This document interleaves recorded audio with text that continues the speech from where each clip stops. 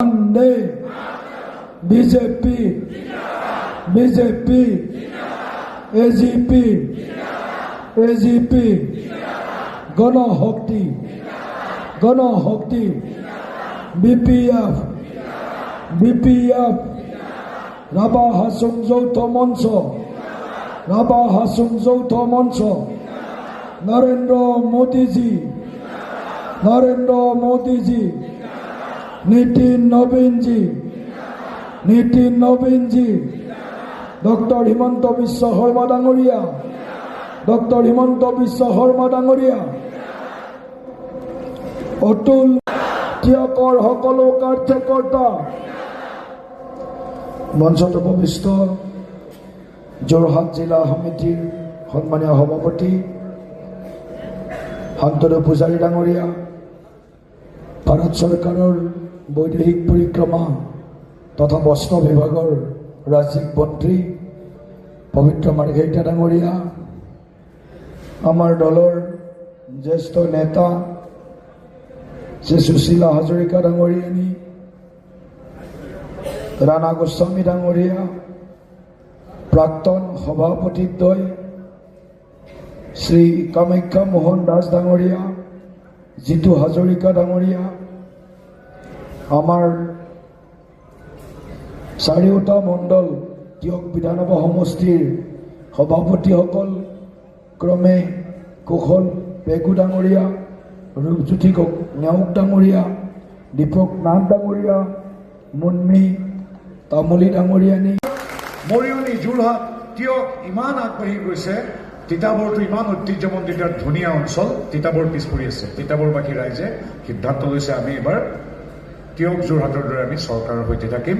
মোদী ডাঙৰীয়াৰ অনুপ্ৰেৰণাৰে হিমন্ত বিশ্ব শৰ্মাদেৱে গঠন কৰিবলগীয়া বিজেপি মিত্ৰজোঁটৰ চৰকাৰৰ সৈতে থাকিম। এইখিনি কথা এই 48 ঘণ্টা আমাৰ কাৰণে গুৰুত্বপূৰ্ণ। আমাৰ সভাপতি মহোদয়ে ক'ব আমি ঘৰে ঘৰে যাব লাগিব, এনেকুৱা সভাৰ নহয়।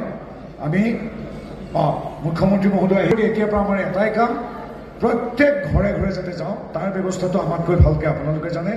প্ৰত্যেক ঘৰ মানুহ, আনকি কংগ্ৰেছ ৰাজ্য দল জাতীয় পৰিষদ যিয়ে নহওক, প্ৰত্যেক ঘৰৰ মানুহলৈ গৈ যাতে এটা নমস্কাৰ জনাওঁ, সেইটো অনুৰোধ কৰি মই আপোনালোকলৈ নমস্কাৰ জনাই মোৰ বক্তব্য সামৰিছোঁ। জয় অসম। বন্ধুবৰ বাবে এইখিনিতে এটা কথা কৈ থোৱাটো ভাল, কালি মুখ্যমন্ত্ৰী মহোদয়ৰ লগতো কথা পাতিছোঁ যে আপোনালোকে জানি ভাল পাব, আমি বিজেপিৰ পূৰ্ণ সহযোগিতাৰ বাবে আমাৰ বিকাশ শইকীয়াদেৱে টিয়কত বহু হাজাৰ ভোটৰ ব্যৱধানত বিজয়ী হৈ NDAৰ প্ৰতিনিধিত্ব লাভ কৰিব, এইটো নিশ্চিত।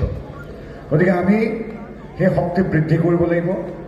আৰু দ্বিতীয় কথা হ'ল আৰু এটা ভাল খবৰ যে এতিয়ালৈকে যি আমাৰ সমীক্ষা আহিছে, ছাৰ্ভে আহিছে, মানুহৰ লগত কথা পাতিছোঁ, দুটা ডাঙৰ কথা আছে। জিলা সভাপতি কৈ গৈছে যে যোৰহাটবাসী ৰাইজটো সকলোৱে জানে, যোৰহাটবাসী মানে গোটেই বৃহত্তৰ যোৰহাট, যোৰহাটবাসীৰ ৰাইজ সদায় সামাজিক ৰাজনৈতিকভাৱে সচেতন। যোৰহাটৰ প্ৰত্যেক ঘৰে ঘৰে এটাই কথা, আমি ভুলতো উপ নিৰ্বাচনৰ সৈতে নাথাকোঁ, আমি উন্নয়নৰ সৈতে থাকিম। এইটো ডাঙৰ কথা আৰু সকলোৱে জানে। এতিয়া এইটো কথা আমাৰ সকলোৱে জানো যে আমাৰ ইমান সাংগঠনিক শক্তি আছিল, আমি টিয়কত আমাৰ নিজৰ এগৰাকী প্ৰাৰ্থী বিচাৰিছিলোঁ। কিন্তু যিহেতু অসমখনৰ 126টা সমষ্টিৰ কথা আছে, ক'ৰবাত যিদৰে দেৰগাঁৱত তেওঁলোকে আমাৰ কাৰণে ত্যাগ কৰিবলগীয়া হৈছে, আমি হয়তো টিয়কত ত্যাগ কৰিছোঁ। এনেকৈ অসমখনৰ স্বাৰ্থত, বিজেপি NDAৰ স্বাৰ্থত আমি কিছু ডাঙৰীয়াক আন্তৰিক ধন্যবাদ আৰু কৃতজ্ঞতা জনাইছোঁ। তেখেত আমাৰ মাজত উপস্থিত থকাৰ বাবে আজিৰ সভালৈ তেখেতক আদৰণি জনাইছোঁ। তেখেতৰ উপস্থিতিয়ে আমাৰ সকলো পৰ্যায়ৰ কাৰ্যকৰ্তাসকলৰ উৎসাহ উদ্দীপনা বৃদ্ধিত সহায় কৰিলে, তাৰ বাবে মই তেখেতক অন্তৰ নিভৃত পুনৰ পৰা আন্তৰিক ধন্যবাদ জনাইছোঁ। লগতে আমাৰ মঞ্চত উপস্থিত কেন্দ্ৰীয় মন্ত্ৰী পবিত্ৰ মাৰ্ঘেৰিটা ডাঙৰীয়াকে ধৰি প্ৰতিগৰাকী কাৰ্যকৰ্তাক আন্তৰিক ধন্যবাদ আৰু কৃতজ্ঞতা জনাইছোঁ। আমাৰ চাৰিওজন মণ্ডল সভাপতি আমাৰ মাজত উপস্থিত আছে। আমাৰ মাজত আমাৰ বিভিন্ন পৰ্যায়ৰ আমাৰ ৰাজ্যিক কাৰ্যনিৰ্বাহক সদস্য, আমাৰ মিডিয়া পেনেলিষ্ট পাৰ্শ্বজ্যোতি বৰা ডাঙৰীয়া, আমাৰ কেইবাটাও মৰ্চাৰ ৰাজ্যিক বিষয়ববীয়াসকল ইয়াত উপস্থিত আছে। সকলোকে আন্তৰিক ধন্যবাদ আৰু আদৰণি তথা কৃতজ্ঞতা জনাই মই মোৰ বক্তব্য সামৰণি মাৰিছোঁ। জয় অসম, ভাৰত মাতা কি। ধন্যবাদ। বুথে থাকক, পৃষ্ঠা প্ৰমুখসকল বুথত থাকক। কেৱল মাত্ৰ জ্যেষ্ঠ কাৰ্যকৰ্তাসকলক মই দুআষাৰ সম্বোধন কৰিম। বহুতে মনটো দুখ কৰি আছিল প্ৰথম পৰ্যায়ত তিয়ক সমষ্টিটো বিজেপি পাব, কিন্তু তাৰপিছত যেতিয়া সিদ্ধান্ত হ'ল যে তিয়ক সমষ্টিত আমাৰ মিত্ৰদল অগপই প্ৰাৰ্থিত্ব পাব, অকণমান এদিন দুদিন মনবিলাক সিমান ফৰকাল নাছিল আমাৰ কাৰ্যকৰ্তাসকলৰ। তাৰপিছত লাহে লাহে আহি এতিয়া সেই ধৰণৰ কোনো চিন্তা, সেই ধৰণৰ কোনো ধৰণৰ কৰ্ম আমাৰ কাৰ্যকৰ্তাসকলৰ মাজত প্ৰায় 100% নাইকিয়া হৈ গৈছে।